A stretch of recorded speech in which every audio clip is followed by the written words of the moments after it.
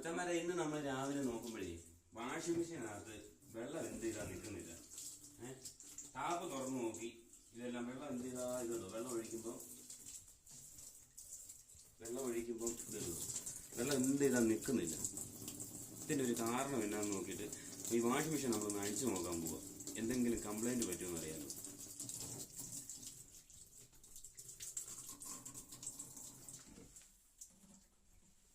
അപ്പൊ ഈ washing machine രാവിലെ പോലും ഇന്ന് വർക്ക്ഷോപ്പിൽ പോലും പോയില്ല.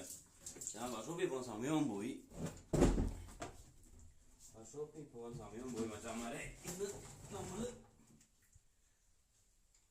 നമസ്കാരം, ഞാൻ മഹേഷ് കൈലാസം. ഇന്ന് നമ്മുടെ ഈ വാഷിംഗ് മെഷീന് വെള്ളം നിൽക്കുന്നില്ല, ചെറിയൊരു കംപ്ലൈന്റ്. അപ്പൊ അതെന്നാ നോക്കാൻ വേണ്ടി പോവുക.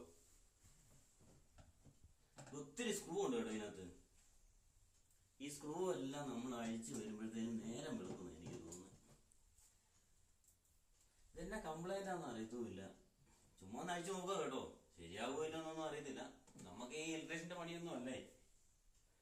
അപ്പൊ എന്നായാലും അഴിച്ചു നോക്കാം. നമുക്ക് അഴിച്ചു നോക്കുമ്പോൾ എന്തെങ്കിലും കംപ്ലൈന്റ് ആണെങ്കിൽ നമ്മളെ കൊണ്ട് പറ്റുന്ന ചെറിയ ചെറിയ കേസ് വല്ലതും ആണെന്നുണ്ടെങ്കിൽ നമുക്ക് നോക്കാം. അല്ലെങ്കിൽ നമുക്ക് ഏതെങ്കിലും ഇലക്ട്രീഷ്യന്മാരെ വിളിക്കാം. അതിപ്പോ നടപടിയുള്ള കേസുണ്ട്. ഇത് കഴിഞ്ഞിട്ട് വേണം ഇനി വർക്ക്ഷോപ്പിൽ പോകാനും വർക്ക്ഷോപ്പിൽ പോയിട്ട് പണി ചെയ്യാനും ഒക്കെ. ഇത് കഴിഞ്ഞിട്ട് വേണം.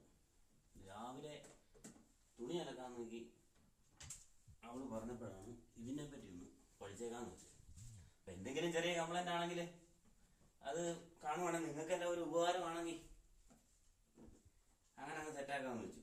നോക്കാം നമുക്ക്. അപ്പൊ അതിന്റെ കവർ നമ്മൾ അഴിച്ചു. കവർ അഴിച്ചിട്ട് ഇത് സിമ്പിൾ കേസാണ് കേട്ടോ. വലിയ പണിയൊന്നുമല്ല.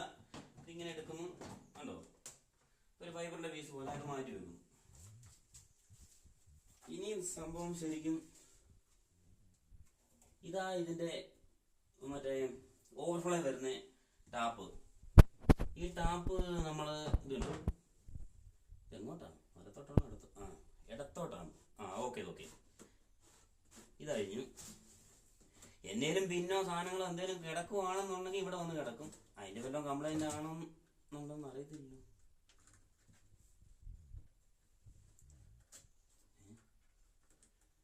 ഇതിന്റെ കംപ്ലൈന്റ് അല്ലേ ഇത്? ഇതിനകത്തെ ഇത് കണ്ടോ, ഒരു സ്ക്രൂ കിടക്കുമായിരുന്നു.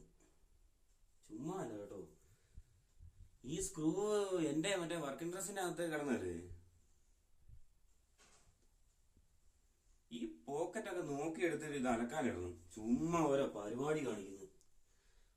മച്ചന്മാരെ എന്റെ വർക്കിംഗ് ഡ്രസ്സിനകത്ത് കിടന്ന വെൽഡിംഗ് മെഷീന്റെ ഒരു സ്ക്രൂവാ. അത് പോകരുതല്ലോ എന്ന് ഓർത്ത് എടുത്തിട്ട് അത് എല്ലാരും ശ്രദ്ധിക്കണം. പോക്കറ്റിനകത്ത് പിന്നെ അതുപോലെ സ്ക്രൂ എന്തെങ്കിലും ഐറ്റം ഉണ്ടെന്നുണ്ടെങ്കിൽ ഇതുപോലത്തെ കംപ്ലൈന്റ് വരും കേട്ടോ. ഇതിപ്പോ നോക്കിക്കൊണ്ട് നന്നായി. എന്തായാലും അതായിരുന്നു തോന്നുന്നു കംപ്ലൈന്റ്. നമുക്ക് നോക്കാം. ഇത്രയും ഇതിപ്പോ നമുക്ക് നോക്കിക്കൊണ്ടാണ് മനസ്സിലായി. ഇതിപ്പോ നമ്മൾ ആരെങ്കിലും വീട്ടിൽ അറിയത്തില്ലാത്ത ആരെങ്കിലും അങ്ങനെ ഉണ്ടെങ്കിലല്ലോ ഇതായി മറ്റേ ഇലക്ട്രീഷ്യന്മാരെ വിളിക്കും, അത് വിളിക്കും, ഇത് വിളിക്കും. ഭയങ്കര ടെൻഷനാകും, ഓരോരോ കേസാകും. ഇതാണെന്നുണ്ടെങ്കിൽ ഇത് ശരിയായി കാണും. അപ്പം അങ്ങനെയാണെന്നുണ്ടെങ്കിൽ സെറ്റാ. ഇത് നിങ്ങളെ ഒന്ന് പരിചയപ്പെടുത്താൻ വേണ്ടിയായിരുന്നു കേട്ടോ. ഇപ്പൊ നമ്മൾ കണ്ടു, നമ്മുടെ കാര്യം സെറ്റപ്പായി.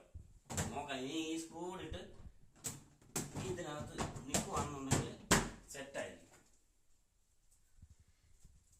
അപ്പം ഈ സ്ക്രൂ കൂടെ മുറുക്കി നമുക്ക് സെറ്റാക്കാം.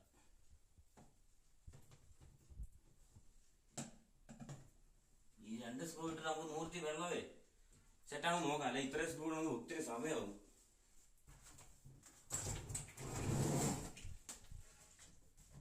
സെറ്റായോ?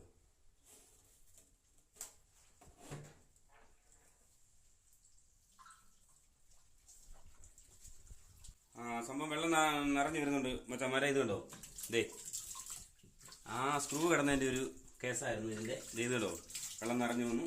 കുഴപ്പമില്ല. ഇതപ്പം ആർക്കെങ്കിലും ഇത് ഉപകാരപ്പെടും. എല്ലാവർക്കും അറിയാവുന്ന കേസായിരിക്കും ഇത്. ചെറിയൊരു കേസ് എല്ലാവർക്കും അറിയാവുന്ന കേസായിരിക്കും. അപ്പം അറിയത്തില്ലാത്തവർക്ക് വേണ്ടിയാണ് കേട്ടോ ഈ ഒരു ചെറിയ വീഡിയോ. വീണ്ടും മറ്റൊരു വീഡിയോ ആയി കാണും വരെ